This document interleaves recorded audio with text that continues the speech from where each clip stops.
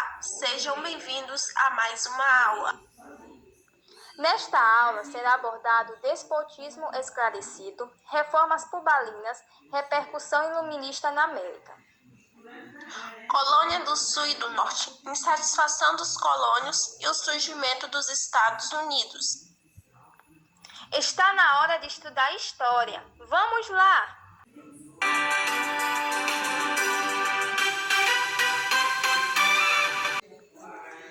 Vamos falar agora com Elisandra, que tem mais informações sobre o despotismo esclarecido. Então, despotismo esclarecido é uma forma de governo em que o governante exerce o poder absoluto. Na época dos iluministas, os monarcas europeus eram despostas. Se destacavam aqueles que conduziam seus governos com esclarecimento, conhecido como despotas esclarecidos. Os monarcas utilizavam a filosofia das luzes de forma prática na sua administração de seus estados, com o objetivo de fortalecer o estado e o seu próprio poder. Então, agora eu vou falar sobre Frederico II, o mais representativo desses despostas da Prússia, amigo e correspondente de Voltaire, de Lambert e de Diderot. O desenvolvimento econômico foi sua principal meta conquistada. Agora, José II introduziu reformas para modernizar o quase medieval do Estado. Suas ações institucionalizou a tolerância religiosa e extinguiu a servidão. Agora sobre Catarina II, grande leitora dos iluministas, modernizou a Rússia, introduzindo mudanças significativas. Também é importante destacar que, ao mesmo tempo que assumiam um posicionamento modernizador, mantinham as tradições absolutistas. Muito interessante, não é mesmo? O despotismo esclarecido. Vamos agora entender sobre a reforma pubalina com o repórter Nardson. Como já estudamos, o despotismo esclarecido foi bastante peculiar, porque o representante não foi o primeiro-ministro, mas o Marquês de Pombal, onde iniciou várias reformas. Uma das primeiras reformas foi a expansão da marinha, do comércio e da produção agrícola e o incremento das manufaturas. Para concentrar o poder da coroa, teve que se esforçar principalmente limitando as ações da Igreja Católica e expulsando os jesuítas. Também teve a reforma educacional. Nessa mudança fez com que o currículo fosse padronizado.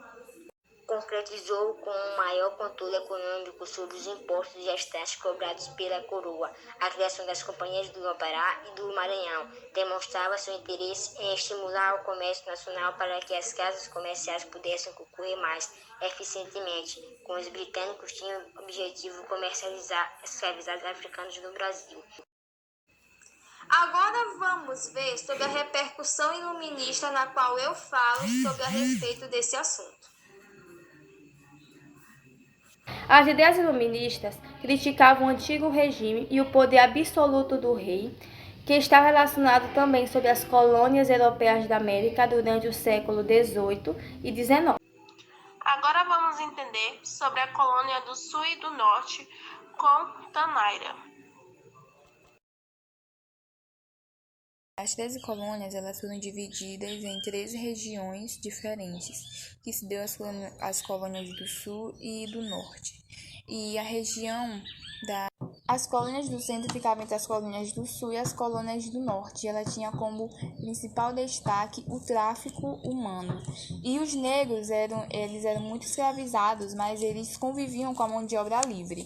E nas colônias do Norte, ele foi criado um sistema de desenvolvimento baseado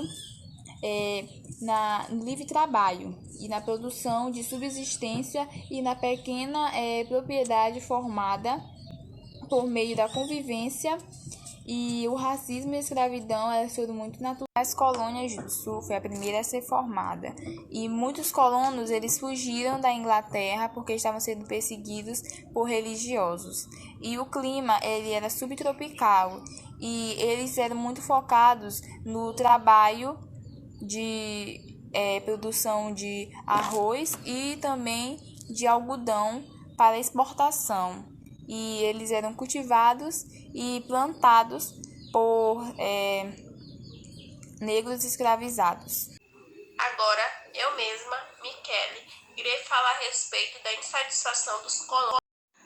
As cobranças de impostos e as taxações que eram cobradas pela Inglaterra serviram de estopim para os colônios, aonde levantaram debates em relação à liberdade constitucional e à separação política na metropolitana.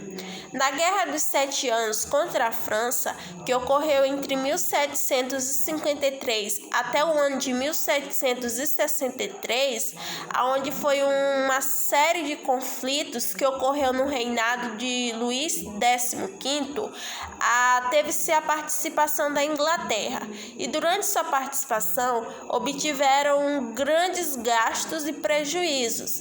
Então, para diminuir esses prejuízos econômicos, pode-se falar assim, eles aumentavam os impostos e fiscalizavam as suas colônias na América. Taxas impostas pela Inglaterra aos colônios. Uma delas é a Lei do Açúcar, que ocorreu no ano de 1764, aonde tinha como objetivo o aumento no preço do açúcar e derivados da cana. A outra lei é a Lei da Hospedagem, aonde tinha como finalidade manter os soldados ingleses na colônia. A Lei do Zelo, que ocorreu no ano de 1765, que tinha como objetivo os documentos com zelo da metrópole. E por último, a Lei do Chá, que ocorreu no ano de 1773, aonde o comércio do chá para a Companhia de Ingleses das Índias Orientais, o chá inglês no mar.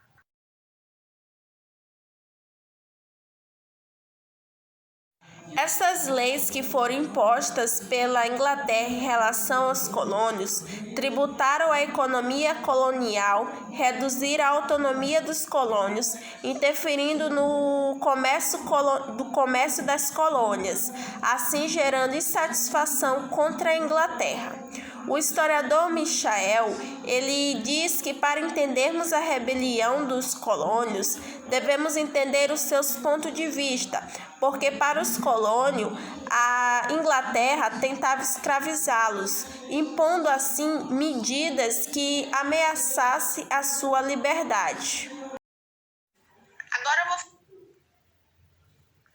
Agora eu vou falar a respeito de um dos eventos mais marcantes que demonstram essa insatisfação dos colônios contra a Inglaterra, que ficou conhecido como Incidente de Bristol, ocorrido no ano de 1774.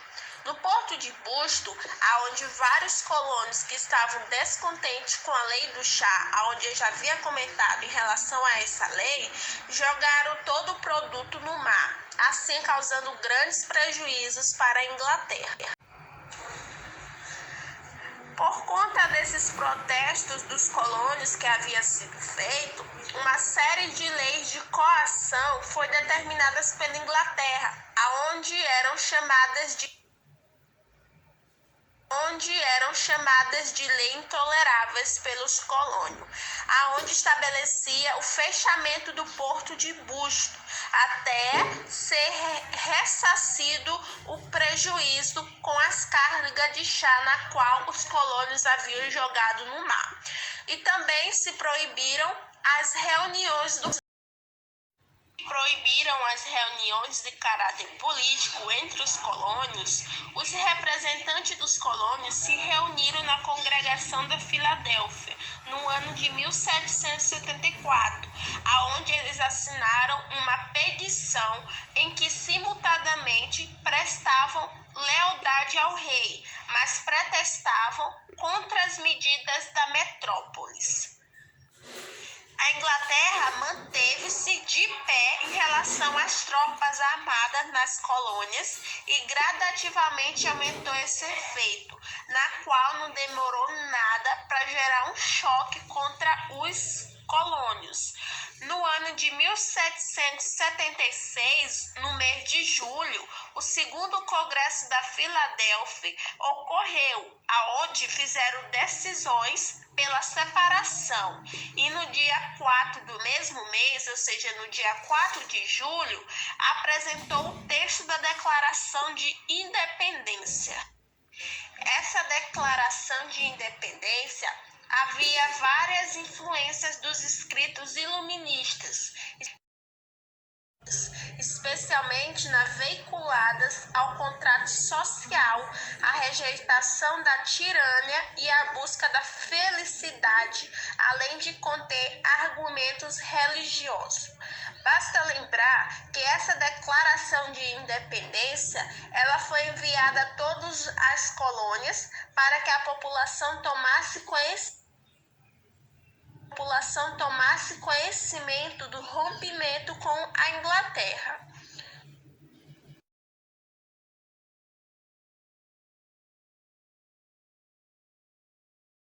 Está sendo passada no vídeo, ela simboliza a derrubada de uma das características de mudanças políticas.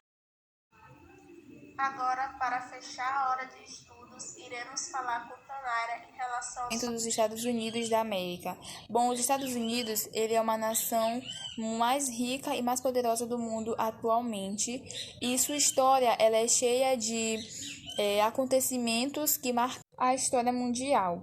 E ela foi colonizada pelos ingleses, que ele entrou com um processo de independência pioneira. E a primeira tentativa de colonização, ele foi realizado pelo inglês Sir Walter Raleigh. E as 13 colônias, ela era o termo usado para definir as colônias britânicas situadas na costa leste dos Estados Unidos, até que conquistassem sua independência, que foi resultado da divergência e o desinteresse da colônia e a metrópole ao longo do século XVIII. E chegou ao fim de mais um trabalho realizado. Espero que tenham gostado.